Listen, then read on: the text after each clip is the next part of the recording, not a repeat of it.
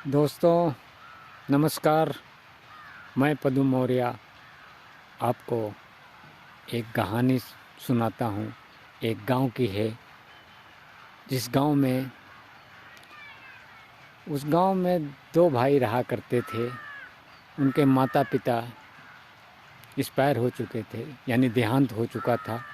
वो दो भाई थे, एक भाई बड़ा था, एक भाई छोटा था। तो बड़ा भाई अपने छोटे भाई को बहुत प्यार करता था। वो भाई बहुत खुश रहता था, छोटा वाला, कि हमारा भाई नहीं, ये हमारे पिता हैं जो हमारी इतनी देखभाल करते हैं, इतना सब कुछ करते हैं हमारे लिए। धीरे धीरे ज़िंदगी कट रही थी। गांव वालों लोगों ने सोचा कि इन भाइयों में बहुत बनती है, क्यों ना इसमें फूट डाल दी जाए, इनको अलग अलग कर दिया जाए। गांव वालों में ऐसा होता है गांव में कि लोग, अरे गांव में क्या, हर जगह ऐसा होता है। दूसरे का खाना पीना अच्छा नहीं लगता है लोगों को, क्योंकि वो अपने दुख से नहीं दुखी होते हैं, दूसरे के सुख से दुखी होते हैं कि ये सुखी कैसे है। अपने बारे में वो नहीं सोचते हैं।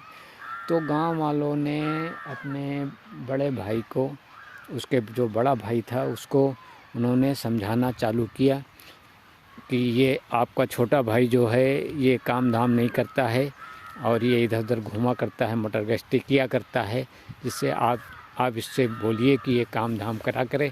तो बड़ा भाई कहने लगा, अरे क्या है, अभी छोटा है, ये छोटा है भाई, ये इससे क्या कहें।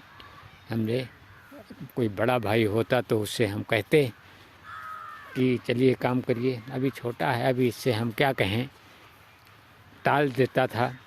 मगर धीरे धीरे गांव वाले पीछे पड़े रहे उसके बाद उसका बड़ा भाई भी सोचने लगा कि सही कहते हैं कि थोड़ा बहुत काम तो ये कर ही सकता है।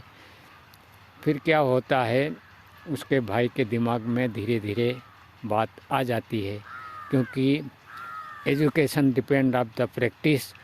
कोई भी चीज़ हो, उस पर एक कच्चे धागे से, एक राड है लोहे की, अगर उसको कच्चे धागे से आप रगड़ेंगे तो एक ना एक दिन वो कट जाएगी।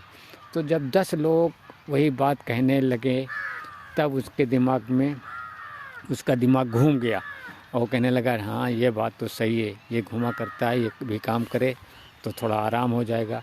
तो उसने अपने भाई से कहा कि ऐसा कीजिए, कल से आप भी काम थोड़ा बहुत कीजिए। तो उसका भाई सन रह गया कि अरे, हमारा जो भाई हमको इतना मानता था, कभी भी कुछ काम के लिए नहीं कहता था, आज काम कहने को कह रहा है। तो बोलने लगा कि भाई हम क्या काम करें। बोला नहीं, कल से आपको काम करना है। समझे, तब उस दिन वो काम वाम करने नहीं गया। दूसरा दिन हुआ तो उसका भाई बोला कि अगर नहीं काम करना है तो ऐसा करो, धीरे से अपना सामान उठाओ, घर से निकल जाओ। तो बोलने लगा कि भाई हम कहाँ जाएंगे, हमारा कहाँ पर ठिकाना है, तो हम कहाँ जाएंगे। बोला नहीं कुछ नहीं। तो दूसरे दिन वो भाई जो बड़ा था उसका बहुत बिगड़ा और घर से उसको निकाल देता है, क्योंकि माँ बाप थे नहीं। तो उनको रोकने वाला, अब गांव वालों को बहुत खुशी हुई जब उनको निकाल दिया। अब वो बेचारा निकल गया। वहीं गांव से 15-16 किलोमीटर शहर था, तो वो बेचारा वहाँ पहुँच गया और इधर उधर ढूंढने लगा काम। एक काम मिला, मालिक का नाम लेकर के उसने काम चालू किया। धीरे धीरे वो मेहनत करता रहा, पैसे बटोरता रहा और मालिक उसकी सुनते गए और वो वहाँ पर ज़मीन लेकर के अपना घर बनवा लिया। आराम से कटता रहा, 10-12 साल इसी तरह कटते रहे। गांव वालों क्या था, उसको अलग कर दिया, गांव वाले छुट्टी पा गए अपना। उसके बाद एक दिन उसका बड़ा भाई बीमार पड़ा।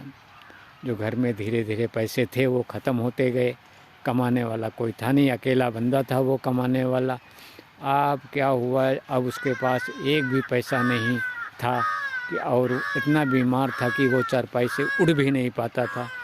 तो क्या था, उसने अपने दोस्तों को फ़ोन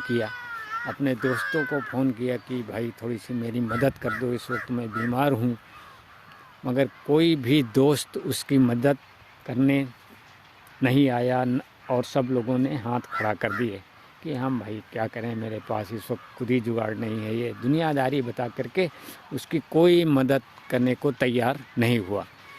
अब वो सोचने लगा क्या करें, तो याद आया कि लाइए मैं अपने छोटे भाई को ही फ़ोन कर लूँ। मगर फिर सोचने लगा उसको मैंने बेइज्जत करके घर से निकाला था, उसको फ़ोन कैसे करूं, ये सोचकर वो फिर फ़ोन अपनी पॉकेट में रख लेता है। तभी थोड़ी देर बाद उसके छोटे भाई का फ़ोन आता है।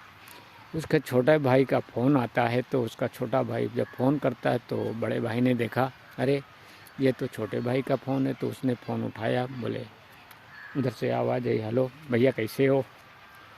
तो वो कहने लगा, बड़ा उदास मन था बेचारा, बोल नहीं पा रहा था। बोला ठीक है भैया, बस घर ही में है। मगर एक भाई का दर्द तुरंत समझ जाता है। उसको लगा कि मेरा भाई किसी मुसीबत में है और वो वहाँ से भगा और शहर से भगा और आया। आकर के देखा तो उसका भाई बहुत बीमार पड़ा था चारपाई पे। उसने उसको तुरंत उठाया और ले गया अस्पताल ले जाकर उसको दवा ववा दिलाई। उसके बाद घर लाया तो कहने लगा कि भाई एक बार भी तो फ़ोन कर लिया होता, हाँ क्या मैं मर गया था क्या?